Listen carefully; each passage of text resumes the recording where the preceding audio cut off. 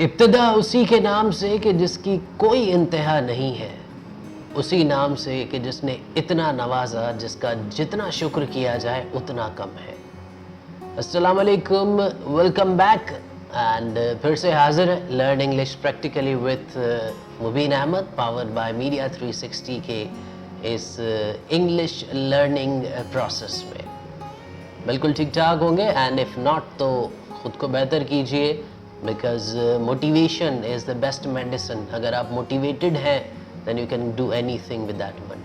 So right, no issues, no worries. अगर problems हैं तो solutions भी हैं. Just be relaxed, just be easy, take a bit time और all is going to be fine. चले तो concerned गुफ्तगू को start करते हैं and that is English language learning. Right, previous classes में हमने काफ़ी तकरीबन टेंसेस, तकरीबन तो क्या सभी टेंसेस मुकम्मल कर लिए थे और उसके बाद हमने यूजेजेस को डिस्कस किया था. Usages were about to and use to, right. उसके बाद अब हम जो डिस्कशन करेंगे वो एक और यूजेज है जिसको हम लोग हैव टू या हैज़ टू कहते हैं. अव्वल तो इसकी थोड़ी सी छोटी कन्फ्यूजन वो दूर कर दूं. अगर हैव के साथ टू नहीं लगता, राइट, तो सिर्फ और सिर्फ हैव और हैज हेल्पिंग वर्ब्स बनते हैं प्रेजेंट टू हैव के. Got it? एंड यही हेल्पिंग वर्ब्स इस्तेमाल किए जाते हैं प्रेजेंट परफेक्ट में, but with third form of verb. यहां पर थोड़ा सा डिफरेंस है. डिफरेंस ये है, हमेशा इट्स ग्रामेटिकल रूल कि जब भी टू एज इन्फिनेटिव इस्तेमाल होता है उसके साथ हमेशा फर्स्ट फॉर्म यूज होती है. यहाँ पर एक सजेशन भी देता चलूँ, जब भी आपने वर्ब की मीनिंग ढूंढनी है वो आप हमेशा फर्स्ट फॉर्म की ढूंढेंगे और उसके साथ टू पुट करेंगे, जिसका हमारी रीजनल लैंग्वेज में मतलब है ना, जो वर्ब के एंड में लगता है. खाना, पीना, उठना, बैठना, these all things, right. To का मतलब यही ना हुआ करता है. Let's talk about have to and has to. यहाँ पर ये हैव टू और हैज़ टू के साथ टू तो लगता है, क्यों लगता है उसके प्रॉपर स्ट्रक्चर में डिस्कस करेंगे. Before that let's define that one. Have to और has to is used to express any compulsive action, to express that action which is important to complete. हर हाल में तकरीबन हमने वो एक्शन मुकम्मल करना होता है. फॉर एग्जाम्पल आई से मुझे जाना होगा, I have to leave, right. This is the point. जो भी एक्शन हमने किसी भी सूरत मुकम्मल करना हो, कंपल्जन, मजबूरी को कहते हैं, compulsive actions, that's why I am using a word. उनके लिए हम लोग प्रेजेंट टाइम में have to and has to इस्तेमाल करते हैं. ये दो इस वजह से है कि हैज टू हम लोग थर्ड पर्सन सिंगुलर के साथ ऐड करते हैं, जैसा कि टेंसेस में हमने डिस्कस कर लिया है. He, she, it and any singular name के साथ हम हैज टू यूज करेंगे. Rest of the personal pronoun will take have to as the pronoun, with the pronoun. Got it? To के बाद हम लोग स्टेट भी इस्तेमाल करते हैं और एग्जिस्टेंस भी शो करते हैं, तो उसके लिए हम बी ऐड करेंगे. अगर हम लोग पोजीशन शो करेंगे तो I have to have a car to go to another city. यहाँ पर हैव दो मरतबा यूज हुआ है. एक have to shows the compulsion, दूसरा have shows the property, possession और ownership. Got it? This is very simple and easy thing to understand. मजीद एज आई यूजुअली से हम लोग सबटाइटल्स में जो डेफिनेशंस, सिंटैक्सेस देते रहते हैं, उनके थ्रू आप आराम से उसको समझ सकते हैं. If not, revise again and again and comment box में आप क्वेश्चंस भी पूछ सकते हैं so that we can answer you in a immediate manner. Right, let's move further. Again have to और हैज़ टू.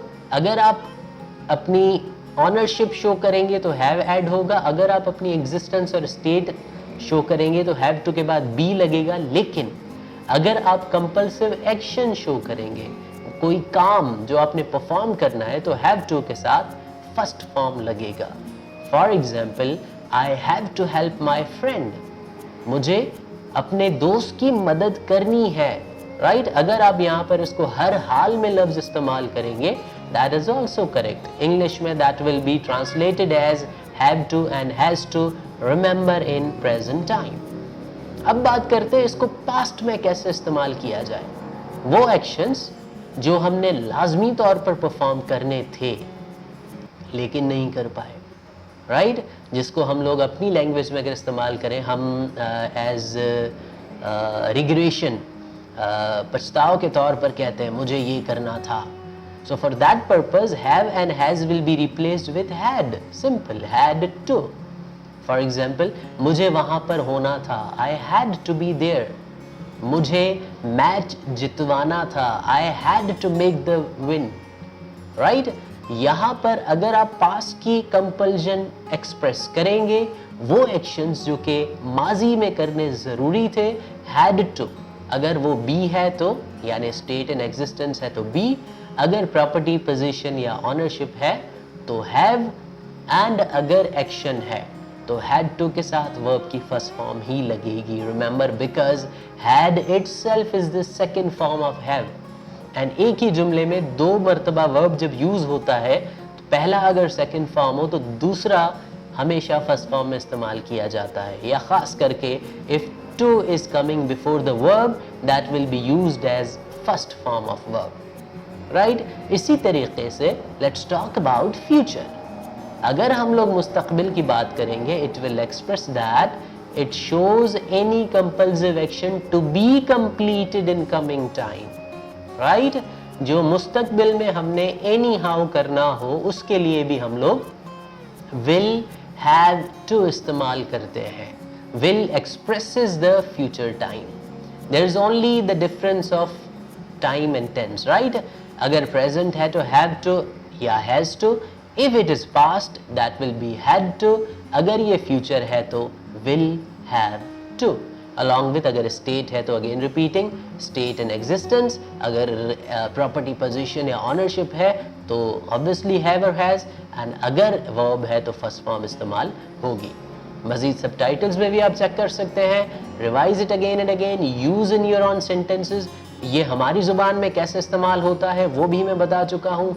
जो मजबूरी के तौर पर हमने एक्शन परफॉर्म करने हैं उनके साथ हम have to, has to present में, हैड टू पास्ट में, और विल हैव टू फ्यूचर में इस्तेमाल करते हैं। वाज़ेह रहे, ये कन्वर्सेशन के लिए भी परफेक्ट है, और स्टोरी राइटिंग में खास करके वो एक्शंस जो मजबूरी के तौर पर करने होते हैं, that would be the suitable option to use for that, right? I hope इनका कॉन्सेप्ट क्लियर हो चुका होगा। If not, again repeating, friendly manner में आप पूछ सकते हैं। We will go for better options इंशाल्लाह। Subscribe, comment and don't forget to share, right? अगली क्लास में, अगली जमात में फिर मुलाकात होती है। तब तक के लिए stay strong, alive and happy. बहुत शुक्रिया।